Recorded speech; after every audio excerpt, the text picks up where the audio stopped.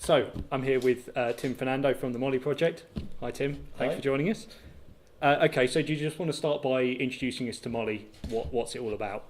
Okay, Molly is, I'm not supposed to say framework, am I? You can say framework, but I'll ask you what a framework is. Okay, Molly is a framework to help predominantly universities build mobile applications which are suited and customized to the types of systems that they have locally. Right, so when you say it's a framework, it's not something which they can just deploy and they'll magically have a website which they're ready to just throw a few bits of content at. It's more a base for them to build stuff on, is that right? Absolutely, but saying that, there's a lot of, we've taken the philosophy of batteries included. Right. So there are a lot of connectors that are ready to go, which you can just plug into common servers such as LDAP and all these sort of contact searches. And you can plug into external sources to get points of interest information and so on. So there's a lot of stuff that sort of comes out of the box. Obviously, you have to do your own styling. Right. That can be, if you're doing proper branding and so on. Yeah, so you can have it match up with your institution's websites, what their colour schemes and logos and stuff like that. Absolutely. Right. Okay, so Molly powers Mobile Oxford, which is Oxford University's mobile website, and that's plugged into things like WebLearn, which is the VLE, and it's got local bus times and local points of interest. So how would another institution go about replicating that sort of functionality, but given that they might have a different VLE or they're going to have a different bus company, how will they sort of find the ways of connecting into their systems?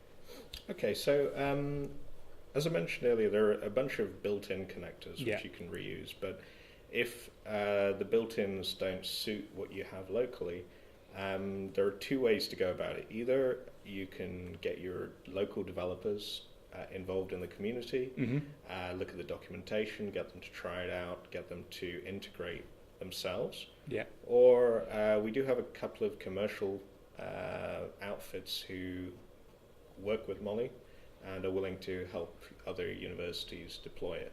So those are the two main routes to get involved. We here at Oxford are always very happy to help, and if you have any questions, feel free to drop us a line.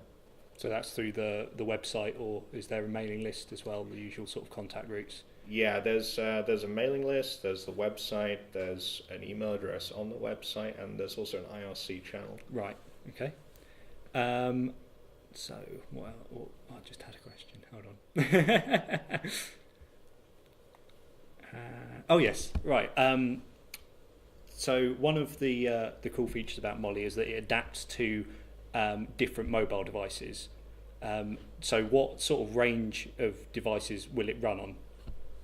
Okay, so historically, Molly started out in the days before smartphones were the common type of device. Right. Today, it's completely the other way around. It's 95% of our students are arriving with a smartphone, and most of those are an iPhone, and the rest are mostly on Android.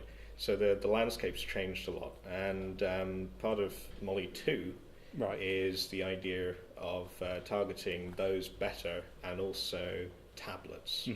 So we have what's called a responsive design, which adapts according to what size screen is available. Right. So you're not going to have a different app which you install, which you make available for all the different platforms and all different types of phones. It's just a website which adapts to the device you're looking at it on. Well, actually, as part of Molly 2, we're doing the website, but also the same code can be deployed into native applications. Right, I see. So you'll be able to push it straight out to Android and to iPhone, because statistics have shown people really like to have that shiny button on their home screen. Right, so that just improves adoption and usage of it. Absolutely. Are there other advantages to that in terms of how the app runs and the features that you get? Yeah, there's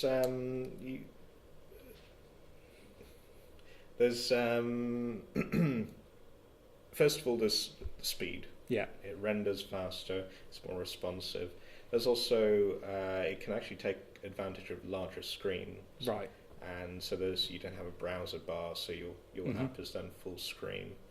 And you can also store more information, and in the future we're also looking at integrating with more parts of the phone. So for example, the camera, which you can't do through the web at the moment. Right, cool.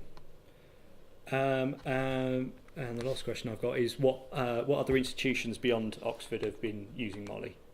To date, we've had St George's College, University of London, and Bangor University in Wales. And we've heard of a few people using it for other things. For example, there's a site in Manchester called mancunia.mobi, Right. which is actually a sort of aggregation of all the transport in Manchester. So is that from one of the universities there, or is that just a separate That's group actually who've taken it and...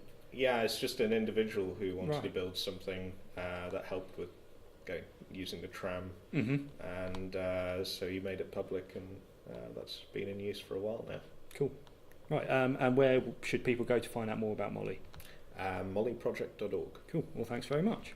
Thank you.